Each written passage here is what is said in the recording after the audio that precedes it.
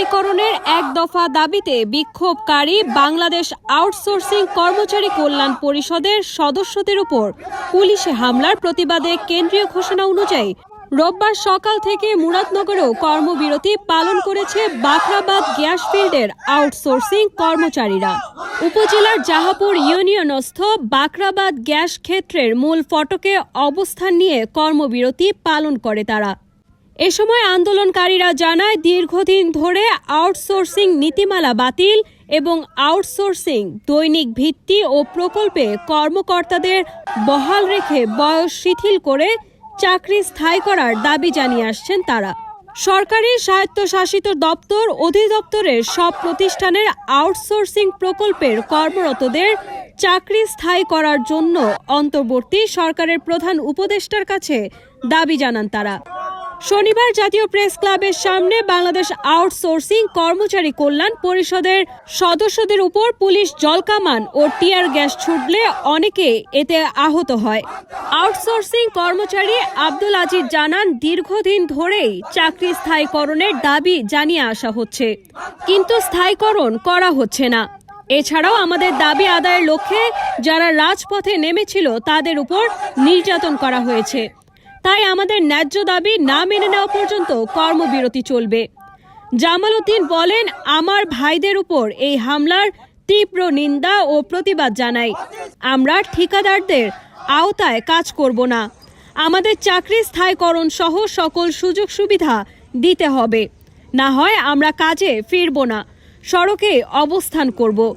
এ সময় উপস্থিত ছিলেন চন্দন কুমার সাহা, আলী হোসেন, সাইফুল ইসলাম, হানিফ মিয়া, গোলাম মোস্তফা, কামরুল হাসান লিটন, আনোয়ার হোসেন, হাবিব মিয়া, রুবেল সহ অন্যান্য কর্মচারীরা। আমরা দাবি এই আন্দোলন থেকে সরে যাব না। আর যে দালালরা আমাদেরকে সরাতে বাধ্য করবে, আমরা দহে মরে যাব, নেলে মেরে ফেলবো।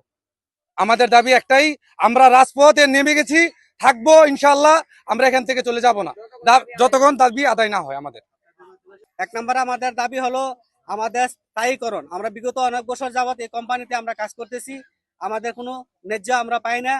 আমরা ন্যায্য না পাওয়ার কারণে এবং বিগত অনেক লোক এই কোম্পানির মাধ্যমে চাকরি নিয়োগ দিয়ে নিচ্ছে, কিন্তু দক্ষ না। তারা কোন না কোনো পয়তারা টাকা দিয়ে, লোকজন না দিয়ে সার্টিফিকেট সংগ্রহ করে তারা চাকরি নিচ্ছে। আসলে কাজের দক্ষতা আসে, তারা কোনো কাজই করতে পারতেছে না।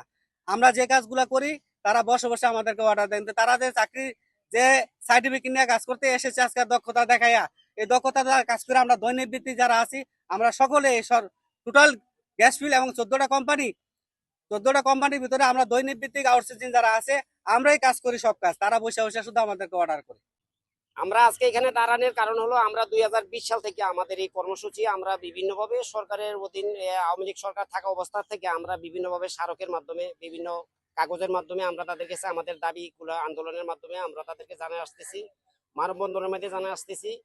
কিন্তু তারা আমাদেরকে এমন ধরনের অত্যাচার করছে, আমরা মাঠে দাঁড়ায় কোনো কথা বলার সুযোগ আমাদের দেয় নাই, অনেকেরই এই অবস্থা বাইরে করে দিচ্ছে। আর আমাদের এই যে ঠিকাদারে এক দালালা ছিল, মানে ইউসুফ আব্দুল্লাহ হারুনের অধীনে, মানে সে আমাদেরকে তার পাওয়ার কি আমরা জানি না, কিন্তু আমাদেরকে ভয়ভীতিক দেখাইতো। আর আমাদের সেক্টরে একজন আছে ডিজিএম কর্তৃক জিয়াউল কবির মহোদয়, উনি মানে তারে শেল্টার দিত ভিতর দিয়া, আর হ্যাঁ শেল্টার দিত বাহিরে দিয়া। এরকম ভাবে আমরা কোনো মাঠে দাঁড়ালে আওয়ামী লীগের এই প্রশাসনের অত্যাচারের কারণে আমরা কোন সময় আমাদের দাবি নিয়ে আমরা মাঠে দাঁড়াতে পারিনি। এভাবে আমরা লাঞ্ছিত বঞ্চিত দীর্ঘদিন যাবত। মানে আমাদের 2015 সালে আপনি বেতন বাড়ছে, এরপরে এ পর্যন্ত আর আমাদের 2 টাকা বাড়ে না। আমরা 8 ঘন্টা কাজ করার কথা, আমরা 12 ঘন্টা 14 ঘন্টা 16 ঘন্টা কাজ করি, কিন্তু তারা আমাদেরকে কোনো বাড়তি কোনো ফেসিলিটি দিচ্ছে না। কেউ কিছু বলতে চাইলেই বলে যে বার করে দিবে, মানে বার করে দিব, কে ঢুকায় মানে হেরা দেখবো। তো এই কারণে যেহেতু সরকার পতন হওয়ার পর থেকে আমরা বড় নিঃশ্বাস ফলাইয়া আমাদের বর্তমান মানে প্রধান উপদেষ্টা ডক্টর ইউনূস স্যার, ওনার কথার পরিপ্রেক্ষিতে আমরা সারা বাংলাদেশে আউটসোর্সিং এবং দৈনন্দিন নৈমিত্তিক ডেলি বেসিস, কন্ট্রাক্ট বেসিক সবাই আমরা একত্রিতভাবে আমাদের 2020 সালের যে আন্দোলনের যে ডাক ছিল, ওইটাতে আমরা ঐক্যবদ্ধভাবে আমরা নিয়ম শৃঙ্খলাভাবে আমরা বিভিন্নভাবে মানববন্ধন এবং তাদের কাছে আমরা প্রস্তাব দিচ্ছি। তারা আমাদেরকে পরপর 2 বার আমাদেরকে কথাও দিছে, যে আশ্বস্ত করছে যে আমাদেরকে তারা একটা ভালো কিছু একটা দিবেন, অথবা আমাদের স্থায়ীকরণ করবেন, ঠিকাদার বাতিল করবেন, এরকম ভাবে। কিন্তু আমাদেরকে তারা বাইর করে দেয় এই কথা কইয়া পরবর্তীতে দেখা গেছে তারা আর কোনো আমাদের বিষয় নিয়ে কোনো পদক্ষেপ নেয় না।